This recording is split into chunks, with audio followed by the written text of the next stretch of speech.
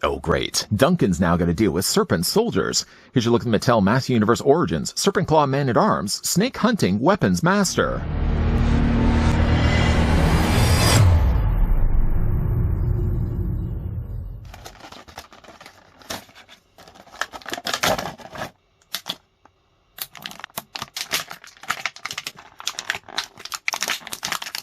Man-at-Arms crafted the Serpent Claw as the snake-capturing weapon to defend against the Snake Men. We'll spend some time with the Serpent Claw in a second. First, let's grab the tape measure and see how tall the figure stands. Now, this is going to be exactly the same mold as the earlier looked at Man-at-Arms. The only thing that they've done differently is they've cast the plastic in different colors, and they've also as well included the Serpent Claw.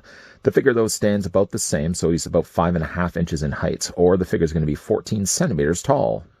Because quarters are smaller when we bring him in, I'm going to bring him in first. Here's what the figure looks like with the other figure from this wave, Squeeze. Here's also as well what the figure looks like with the earlier looked at Spikor. And seeing as well that this is, of course, someone from He-Man's army, here's what he looks like with the original Master Universe Origins He-Man. And of course, as already mentioned, he's using the same mold as the original Master Universe Man-at-Arms. And here's what the two figures look like together. Of the two things that come with Man-at-Arms first, one belongs in a recycling bin, the other thing belongs in my collection. I'll leave it to you guys to guess which one is which. First, the figure comes included with a pamphlet. The pamphlet is the same just to show you that the instructions on Man-at-Arms are that you can remove his arms, you remove his head, his torso, and his lower boots. Yes, that's going to go right into the recycling bin. I missed it only by a few inches. I'm going to put that in recycling right after this review. I think, honestly, that's a waste of paper. And I think, honestly, not that there's a lot of money that goes into making those little tiny pamphlets, but I feel like the plastic or the material used at least to produce those little paper inserts could be dedicated to something else. I don't even know what that other something else would be, as the figure at least comes included with this mini comic. Now, we've already looked at this comic already 2 times before. I mean, it does have a little fray at the bottom of it, but not all that bad. Not as bad as the one that we got included with Spikor. Speaking of Spikor, featured on the back are advertisements for Squeeze, Snake Men Infiltrator, Serpent Claw Man-at-Arms, and Spikor. The only figure based on the review now where we are at Man-at-Arms, the only one we still have yet to look at is Snake Man Infiltrator, which we will be looking at in an upcoming review. Quickly looking through the pamphlet here. It's not really a pamphlet. It might as well be a pamphlet. It's only 6 pages in length, but at least it has word bubbles so I know exactly what's happening inside. I'm not having just to look at the image and guess, hey, what's going on here with Man-at-Arms? Is he... Well, we already know he's saving somebody. I mean, I can deduce that from the images alone, but always these word bubbles come in handy to know exactly what they're actually saying to one another. But it's only 6 pages, so again, it might as well just be a pamphlet. But I always do hold on to these. They will be going into a little baggie. You can't see it right now, but I've got a little Ziploc bag to the side that I keep all my little mini comics inside. Even if I have more than one of these, I always like to hold on to all my mini comics.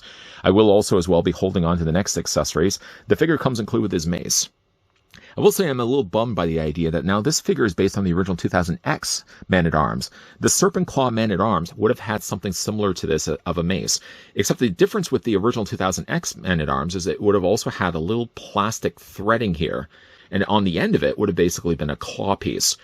Now, they've only kind of just cheapened out a little bit by giving us solely just the mace, and I kind of wish that they could have spent the extra money. Not that that would have been the extra wasted money that they spent on the pamphlet, but if they had only just added the little bit of, again, it basically was like a green line that ran from this, and there was a little claw piece that was on the end of it, and he would almost use it in a way like a mace or kind of a whip. Unfortunately, he only gets just the mace alone. The mace is molded nicely, though, in a dark, kind of a bluish gunmetal gray, and this can be held in either one of his hands, in fact. The figure as well comes also included, living up to the namesake, the Serpent Claw. The neat thing about the Serpent Claw is first that you can detach it, and the second is that you can actually take the claw and you move it around. There is, of course, that little silver pin that's in the middle that allows the claw to move around. I mean, I will always kind of really have it more in a perfect kind of X shape, but if you want to have it, oops, not dropping it, if you wanted to have it a little bit closer together, you can also do that as well. And that just, again, clips inside. There's a little hole on the end of it, and that just plugs in place like this. Now, this would fit into, for all intents and purposes, either one of Man-at-Arms' arms. Unfortunately, though, because he has the guard here on the one side of his body, it means he really only has the choice, unless you really did want to remove this. I'm going to just decide instead to have it attached onto his arm. I mean, it literally is just a case you're going to take his arm and just slide it inside the cavity of the Serpent Claw and just... Again, it doesn't really so much clip in place, it more so is just frictioned in place. But again, it's a great way of displaying with the figure. The only thing about it, though, is if you don't have it all the way in there, I mean, there really isn't an option, like, for example, if they had made a peg on the inside, for example, and you would just remove Man-at-Arms' hand, but then you'd have to worry about losing Man-at-Arms' hand. I guess it probably makes the most sense of having it attached this way. You can also as well clip it onto the end of his hand if you want to have the figure displayed like that, but it kind of just looks like he's carrying around a caddy. Yes, definitely makes a lot more sense being displayed with his hand inside. One thing that certainly will make him a little bit more different than the original Man-at-Arms, which again we'll just bring in right now. The colors, again, a lot more darker here for the Serpent Claw release of him. Bodies are going to be exactly the same. The only thing that's actually really different between the two, if you look at them, is while the shoulder armor is exactly the same, as well, it could be said as well. I think it looks like, yeah, the forearm guard is also exactly the same. The only thing that they've actually done differently is if you look at the torso armor. With the original Man-at-Arms, it didn't have this, but with the Serpent Claw, you'll notice that it has this additional frilling on the side. Again, it's all been accomplished by molding this in this really nice, interesting gunmetal gray. The thing also about this is it detaches the exact same way, so if for some reason you didn't really like this armor on Man-at-Arms, or if you wanted to swap things around, you could, I guess, for all intents and purposes, just detach the armor by the clips on the sides, and you just swap the armors around if you wanted to. Head sculpts, again, are going to be exactly the same because they're using the exact same mold. I still made the joke in the original Man-at-Arms review that he looks like Burt Reynolds. I still think, in a way, he looks like Burt Reynolds. Like the original toy, though, Man-at-Arms has always had this weird thing where you can kind of see like his face is molding into his head, or more into his helmet. He doesn't have as much ears as he has sort of these cheek extensions that mold into the side of his helmet. It always looked a little strange here on Man-at-Arms, but man, that's a really classic-looking head sculpt either way. Of course, the molding on the body is going to be the same, other than just changing now the lighter green to more of a darker, kind of more teal color. And what was before, again, the lower loincloth being in brown and a brighter blue, he gets now a more darker brown and a darker blue for the belt and loincloth below. This is still the same piece as before. I think the original snake armor, claw, serpent claws. I keep getting my snakes and serpents tied up.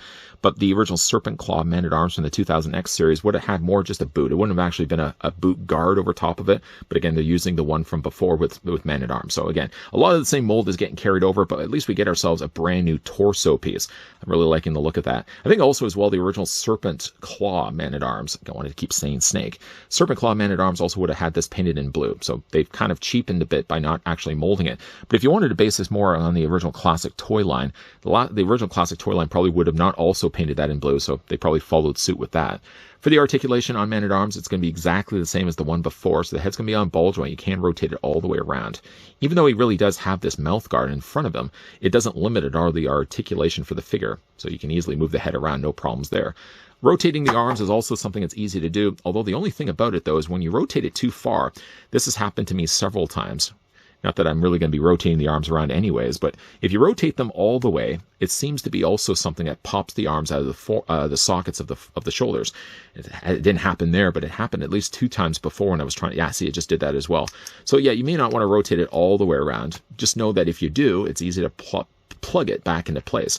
While the figure doesn't have any elbow, or what I shouldn't say, any bicep swivel, he has it at least in the elbow. So you can rotate the arms all the way around. You can hinge them back and forth there.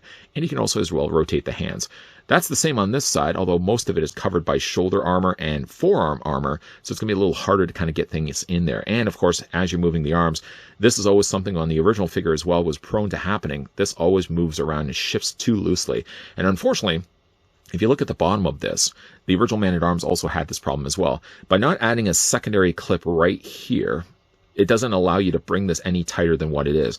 Because there is actually enough space, really, that they could have put a secondary clip right there and made this then a little more tighter than what it is right now. Figure has a swivel in his waist. Can't quite get that out. It's squeaky, as it always seems to be the case. I think when we also looked at, was it Squeeze? Squeeze also had that same thing too, a really squeaky torso. Legs do split out. They're on ball joints. You can take those legs and move them forward, move them back. There's a hinge on the knee that allows as well the lower leg to rotate. An up and down hinge on the ankle, which also allows the ankle to pivot, tilt, move back and forth this way as well. At the end of the day, it's still really just a Man-at-Arms clone, using still the same mold as what we got before. But, you know, again, I'm okay with that. Sometimes molds, I mean, obviously, when you look at a mold like this, if they had not released them, I mean, obviously, I think you want to get the most mileage out of the mold. Any company's going to really want to do that. At least you can make the argument, the valid argument, I feel, that we did get ourselves a 2000X. That Man-at-Arms technically was just a cheap way for Mattel at that point just to use the mold again. And I guess for that, we're getting kind of a throwback to that original toy. Like 20 years ago? 20 years ago? We're getting a throwback to that original toy, which essentially is just a remold of that original Man-at-Arms. I like the color scheme on this guy, the darker colors of that kind of teal canal color instead of actually having like the yellows and the greens that he would have had on the original traditional toy. I really like the way it's now been handled on the newer one here. Now, I'm always still going to be more interested, I think, to have, like, if you were just to collect one Man-at-Arms, I would always push you more in the direction of getting the vintage-looking toy colors. But I got to say, there's something to be said about the darker color scheme that we get here from Man-at-Arms. Not to mention as well that we do get ourselves as well the Serpent Claw attachment. Still, though, I'm a bit bummed by the fact that they didn't actually upgrade the mace to look like the original 2000X Serpent Claw Man-at-Arms. Because again, if you had that original toy, it would have had like a little plastic, like a little string here that would have attached onto an end of a claw. And he would have also used it as well for a whip. Don't get that this time around, but at least we get ourselves a rather interesting way to remold a Man-at-Arms, which again happens to be just a throwback to a reused mold of a Man-at-Arms we got before. Actually, upon closer inspection, the armor isn't just different by having the frill on the side of it, but the whole front of it is slightly varied too. He has some additional bulk on the top where his mouth guard or the face plate would be, and he also has some additional wiring down below that wasn't on the original Origins Man-at-Arms. What's rather interesting, though, is in a way, this is a way for Mattel to use the mold again from the original Origins Man-at-Arms, but because we're also getting this particular armor, I wonder if this is also a tease for what we may be getting with the 2000X release of Man-at-Arms. Because, of course, you would imagine that the body would have to be the same that they're going to be using, and now that we've got ourselves a brand new armor piece, I'm sure at some point, we are probably going to be getting ourselves a 2000X Man-at-Arms to go along with the other 2000X figures that we've gotten so far from Mattel. Now, this one does carry over the other claw attachment that came included with the original 2000X Man-at-Arms. The Serpent Claw is a nice touch, although I wish they had gone the full way of actually including as well that kind of additional whip mace that he had on the original toy. It's kind of hard for me to describe it, but just picture the mace and then it has like a green line that extends out from that, and there's a little claw piece that goes on the end of that. It's probably better, in fact, just to look it up. Just Google 2000X Serpent Claw Man-at-Arms, and you'll kind of see for yourself what I was trying my best and probably failing at describing in this review. But I wish that we could have also got that included as well. Because, of course, if that's going to be a nod to the 2000X Serpent Claw Man-at-Arms, then I wish that Mattel would have gone the full way and actually giving him all the accessories that original figure would have had as well. What do you guys think, though, of Serpent Claw Man-at-Arms? Do you think there's enough changes made, at least not only just cosmetically, but also with a brand new molding for the armor that justifies the worth picking this guy up and adding it to your collection? Also, as well, let me know if you had the original 2000X Serpent Claw Man-at-Arms. Also, as well, if you guys enjoyed this video, want to hit it with a like. If you guys are loving the content you guys are seeing and would certainly like to stick around for more, we have one more figure to review. And of course, that will be coming up in an upcoming review. The key to making sure that you're not missing out on anything that's Master Universe or otherwise is if you make sure you hit that subscribe button down below, and you're also as well turning on the bell notification. And of course, as always, guys, as well, thanks for watching. See you guys next time.